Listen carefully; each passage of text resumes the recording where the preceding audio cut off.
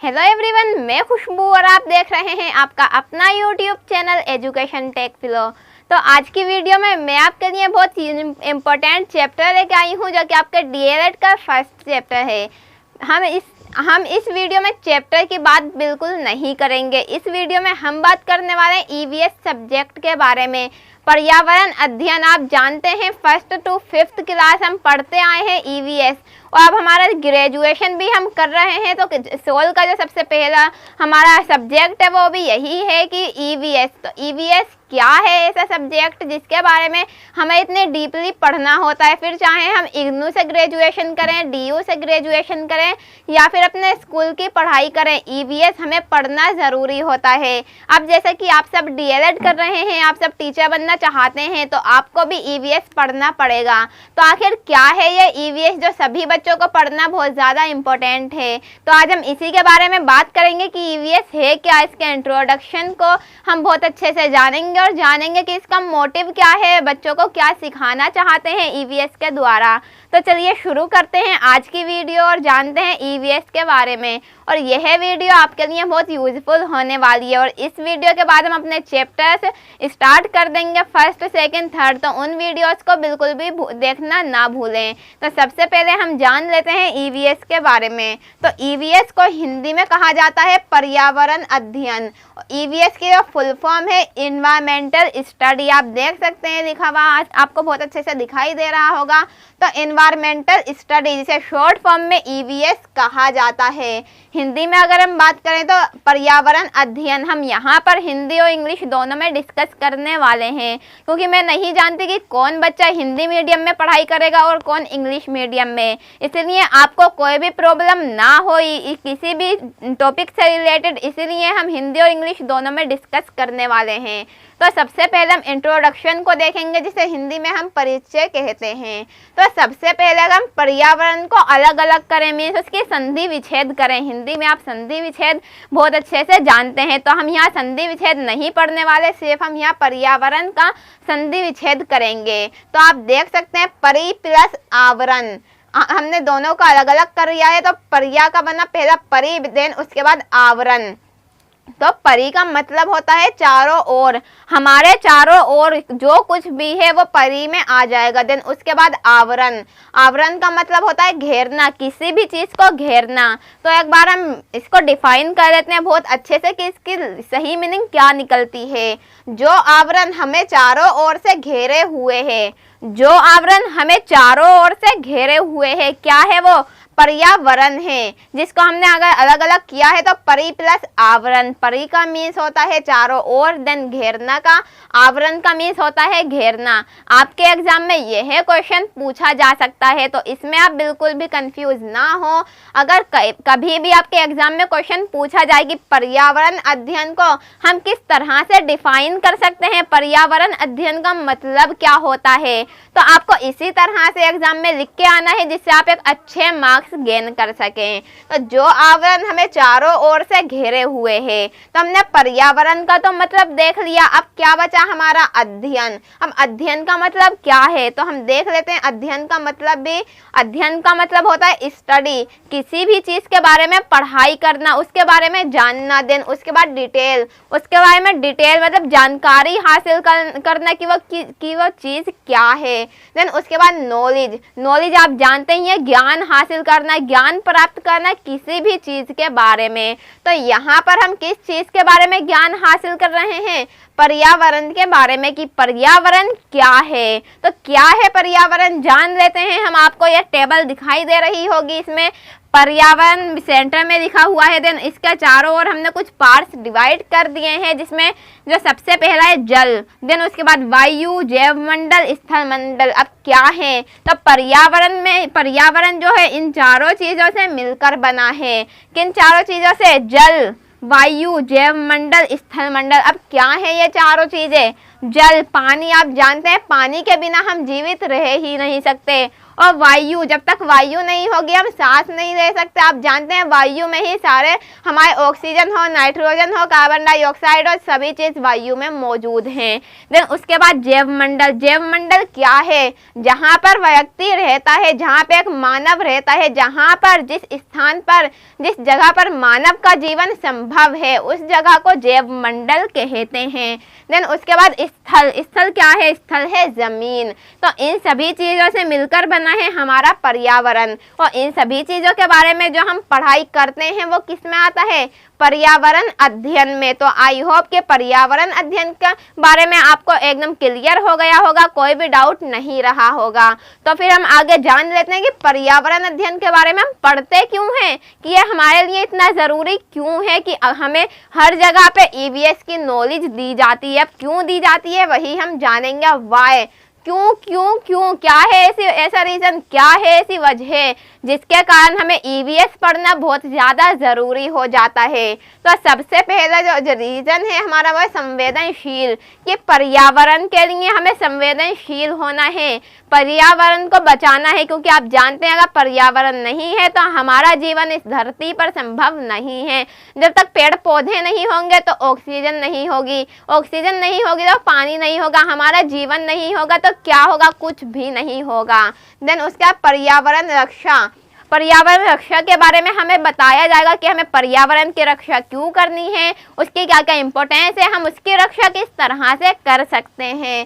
Then उसके बाद समाज का ज्ञान। तो पर्यावरण अध्ययन में हमें समाज का ज्ञान भी कराया जाता है कि हमारा समाज किस तरह से बना है, कैसे बना है, पहाड़, पेड़ पौधे, जीव जंतु, सभी प्राणी, सभी पक्षी, इन सब से मिलकर ही तो हमारा समाज बना है। तो उन सभी चीज़ों का ज्ञान हमें ईवीएस में यानी कि पर्यावरण अध्ययन में कराया जाता है। सो आई होप कि आपको यह बहुत अच्छे से समझ में आया होगा। तब हम जान लेते हैं कुछ रिलेशन का अध्ययन। तो पर्यावरण अध्ययन में रिलेशंस का भी अध्ययन कराया जाता है। अब रिलेशंस क्या होता है मैं बता दूं। रिलेशंस का मतलब हिंदी में होता है संबंध, कि एक चीज़ का दूसरी चीज़ से संबंध। तो वही हम पर्यावरण अध्ययन में पढ़ते हैं। अब किन चीज़ों का अध्ययन कराया जाता है, कौन से ऐसे रिलेशन है जिनके बारे में हमें पढ़ना बहुत ज़रूरी है, तो वो हम जान लेते हैं। सबसे पहले मानव का अध्ययन, मीन्स मानव से जो संबंध है उसका अध्ययन कराया जाता है।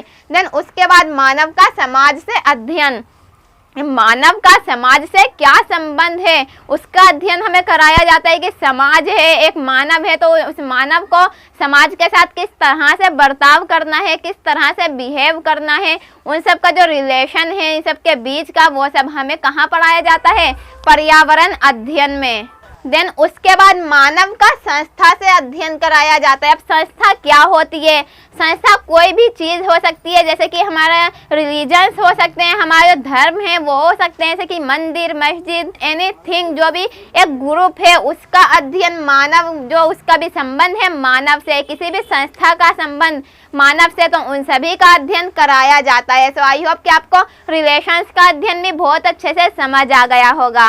अब हम और चीज़ें जान लेते हैं कुछ और ईवीएस से रिलेटेड। ईवीएस में किन किन सब्जेक्ट को इंक्लूड किया गया है हम वो पढ़ेंगे। मीन्स ईवीएस जो एक सब्जेक्ट है वो कोई एक सब्जेक्ट नहीं है, उसमें बहुत सारे सब्जेक्ट को मिलाकर एक सब्जेक्ट तैयार किया गया है जिसे हम ईवीएस के नाम से जानते हैं। तो अब हम उन सब्जेक्ट के बारे में भी पढ़ लेते हैं कि किन किन सब्जेक्ट को ईवीएस में इंक्लूड किया गया है। तो सबसे पहले साइंस। आप जानते हैं जब भी आप ईवीएस पढ़ते हैं तो उसमें साइंस का बहुत ज़्यादा रोल होता है। आपने पढ़ा होगा कि आप 1st to 5th क्लास तक जब पढ़ाई करते हैं ईवीएस की, देन उसके बाद जब आप 6th क्लास में आते हैं तो डायरेक्टली आपकी ईवीएस की बुक नहीं होती, आपकी साइंस की बुक होती है। और आप कहते हैं अभी तक तो हमने ईवीएस पढ़ी थी, अब हमारी साइंस आ गई। इट मीन्स जो हमने ईवीएस पढ़ी थी वही हमारी साइंस की बुक थी। तो बहुत सारे बच्चों का इसकी कन्फ्यूजन रहती है कि साइंस में और ईवीएस में क्या डिफरेंस है। तो साइंस में और ईवीएस में सिर्फ यही डिफरेंस है कि ईवीएस में साइंस के साथ साथ और सब्जेक्ट भी पढ़ाए जाते हैं, बट साइंस जो हमारा सिंगल सब्जेक्ट होता है उसमें सिर्फ हमें साइंस की यानी कि विज्ञान की ही नॉलेज दी जाती है। देन उसके बाद सोशल साइंस। जो हमारा सामाजिक विज्ञान है, तो सामाजिक विज्ञान में आप जानते हैं क्या क्या इंक्लूड होता है। हमारा इतिहास इंक्लूड होता है, राजनीतिक विज्ञान, भूगोल, ये सब हमारे इंक्लूड होते हैं सोशल साइंस में। तो ईवीएस में हमें सोशल साइंस के बारे में बहुत ज़्यादा डिटेल से नॉलेज दी जाती है। देन उसके बाद हेल्थ एंड फिजिकल एजुकेशन। आप जानते हैं ईवीएस जब हम सब्जेक्ट पढ़ते हैं तो उसमें हमारी हेल्थ से रिलेटेड कि हमें किस तरह से फिट रहना है, हमें रोज़मर्रा से क्या क्या कार्य करने हैं, किस तरह से हमें पौष्टिक आहार खाना है, किस तरह से हम अपने आप को मेंटेन रख सकते हैं, वो सब पढ़ाया जाता है। देन फिजिकल एजुकेशन कि हमें क्या क्या कार्य करने चाहिए जिससे हम स्वस्थ रहें, इन सभी चीज़ों के बारे में हमें नॉलेज दी जाती है। किसमें? ईवीएस में। तो आई होप कि ईवीएस में कौन कौन से सब्जेक्ट इंक्लूड होते हैं आपको बहुत अच्छे से समझ आ गया होगा। और किस तरह से आप जानते हैं जब आप टीचर बन जाएंगे आप भी देखेंगे कि फर्स्ट सेकेंड क्लास जो होती हैं उसमें ईवीएस सब्जेक्ट नहीं होता, बट क्या होता है आपको ईवीएस पढ़ाना होता है।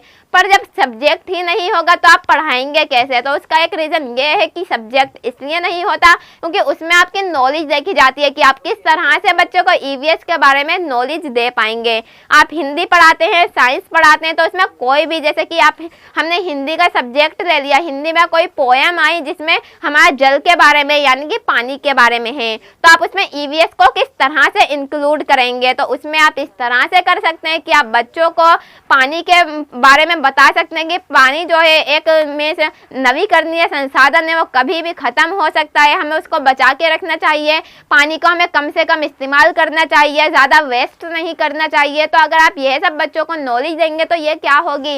ये ईवीएस से रिलेटेड होगी। तो इसी तरह से कोई भी अदर टॉपिक ले सकते हैं, जैसे कि हमारा पेट्रोल हो गया, तो आप बच्चों को बता सकते हैं कि पेट्रोल भी हमारा कभी में ख़त्म हो सकता है और वह जीवन में दोबारा नहीं बनेगा, अगर बनेगा भी तो करोड़ों साल लग जाएंगे पेट्रोल के बनने में। तो इसीलिए हमें हर चीज़ का अपनी ज़रूरत के हिसाब से ही यूज़ करना है और अपनी आने वाली पीढ़ियों के लिए उन चीज़ों को बचा के रखना है जिससे हमारे साथ साथ वो लोग भी यूज़ कर पाए। तो इसी तरह से आप बच्चों को जानकारी दे सकते हैं, उन्हें ज्ञान दे सकते हैं, उन्हें हमेशा अपने फ्यूचर की ओर, एक अच्छे लक्ष्य की ओर संवेदनशील बना सकते हैं। देन अब हम जान लेते हैं पर्यावरण अध्ययन के उद्देश्य, कि पर्यावरण अध्ययन का मुख्य उद्देश्य क्या है, कि उसका मुख्य रोल क्या है।